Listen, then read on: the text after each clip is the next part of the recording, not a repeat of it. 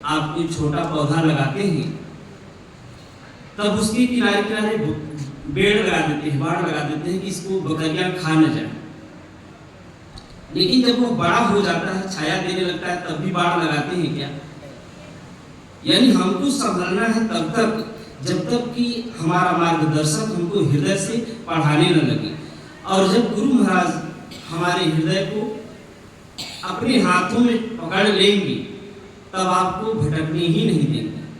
जो ही आप अचेत होंगे आपको डांट पड़ेगी, फटकार पड़ेगा, जगाएंगे।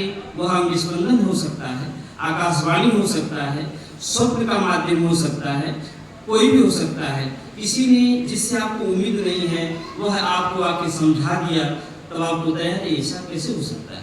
ये तो गुरु महाराज की ही कृपा है जो आज मुझे सचेत कर दिया गया।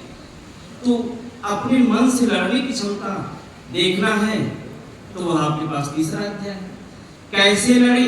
तो उसके लिए जितने की जरूरत थी वो चौथा अध्याय है, उसका नाम है यज्ञ कर्म स्पष्टीकरण।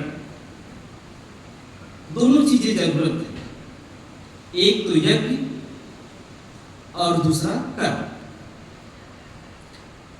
दो श्लोक 27 और 29। सर्वाणी, हमारे आपके पास कुछ दूसरा है ही नहीं। मन और इंद्रिय यही हमारा प्रसाद है। यह व्यवस्था संसार की है।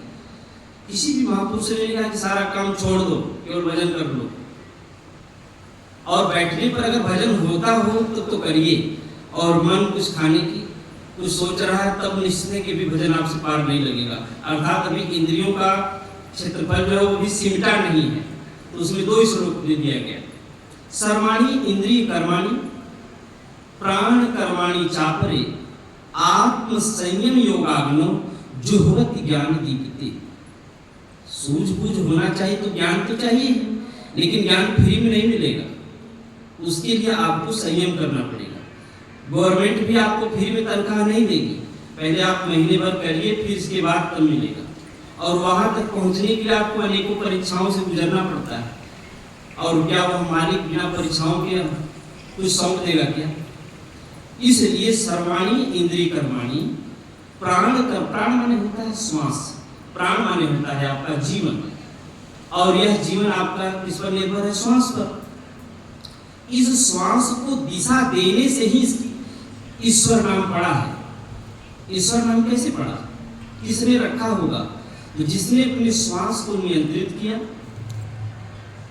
नियंत्रित करने का मतलब श्वास रोकना नहीं। नियंत्रित का मतलब कि संकल्पों पर विकल्पों पर नियंत्रण हो जाए। हमारे संकल्प और विकल्प नियंत्रित हो जाए। केवल परमात्मा का नाम जब चिंतन, हमारा उद्देश्य हमारे बीच रहे। यह है जिस दिन सफल हो गया उसका नाम क्या रख दिया गया? ईश्वर। उसी के द्वारा सब आपको पूरी सृष्टि का बोध होता है। इसलिए हम कहते हैं कि सब कुछ ईश्वर है। क्या हमारे श्वास के बगैर हमारा जीवन चल सकता है? आधे घंटे श्वास न मिले तो क्या हम रह पाएंगे? नहीं रह पाएंगे।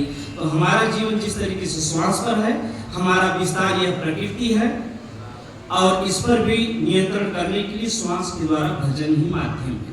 इसलिए दो श्लोक सर्वाणी इंद्रिय कर्माणि प्राण कर्माणि चापरे आत्म संयम योगाग्नि। जो संयम करेंगे, अपने को नियंत्रित करेंगे, वह योग रूपी अग्नि बन जाएगा और फिर हमारा जीवन तैयार। अब करें क्या? तो कहते अब अंदर की, ये तो बाहर की बात थी, बाहर हमें क्या करना है और फिर अपने अंतराल में क्या करना है उसके लिए कहते हैं अपाने जुह्वति प्राणम। अगर आप बैठे हुए हैं तो बैठ के कौन सा काम काज करेंगे? तो बैठने पर जो कामकाज है वह आपका है केवल श्वासों का नियंत्रण, श्वास पर भजन चिंतन, नाम का चिंतन। यह आपका बैठने की क्रिया है। तो अपाने जुह्वति प्राणम, जिस श्वास को आप ग्रहण करती हैं उसको आप भली प्रकार देखिए।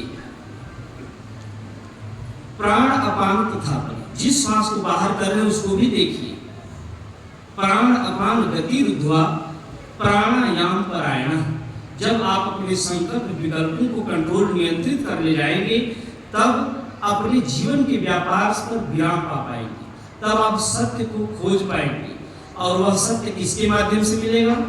महापुरुष के माध्यम से मिलेगा, गुरु महाराज के माध्यम से मिलेगा। इसलिए फिर 5वां अध्याय जितने की जरूरत है, जब जहाँ जरूरत है, इस अध्याय का जो निराकरण, स्पष्टीकरण या रखा गया है, हमको कब क्या जरूरत है, उसके आधार पर यह 18 अध्याय दिया गया है। महापुरुष अस्तु महेश्वर, महापुरुष कैसी हैं? जब आप अपने तरीके से निकलेंगे फिर तब आगे बढ़ेंगे, जिसमें नैव किंचित करोमीति युक्तो मन्ये तत्वित् पश्यन् शृण्वन् स्पृशन् जिघ्रन् अस्नन् गच्छन् स्वपन् श्वसन् प्रलपन् विसृजन् गृह्णन् उन्मिषन् निविशन्नपि इंद्रियान् इंद्रियार्थेषु वर्तन्ते इति धारयन्। हम अपने मन विचार को जब समर्पित करेंगे, वह महापुरुष मिल जाएगा जो हर एक स्थिति में वह अपने में है, खाते हुए, पीते हुए, उठते हुए, बैठते हुए, सब हम देख रहे हैं कि गुरु महाराज खा रहे हैं, लेकिन नहीं, वह अपने अंतराल में है। अभी जब गुरु महाराज भजन करते थे, जो गुरु महाराज की सेवा में थे, लोग 2-2 घंटे, 2.5 घंटे इंतजार करते थे कि महाराज जी कब प्रसाद ग्रहण करें। 2 रोटी खाने महाराज को 2.5, 3 घंटे लग जाते। एक भी ग्रास बगैर भगवान की अनुमति को वो ग्रहण नहीं करते थे। और आज भी भगवान की अनुमति के बगैर गुरु महाराज कोई कार्य नहीं। इसलिए उनका रहन सहन, उठना बैठना, समझाना, सब कुछ भगवान के आधार पर ही चलता है। और इस सब के लिए हमको अपना अभ्यास बढ़ाना है।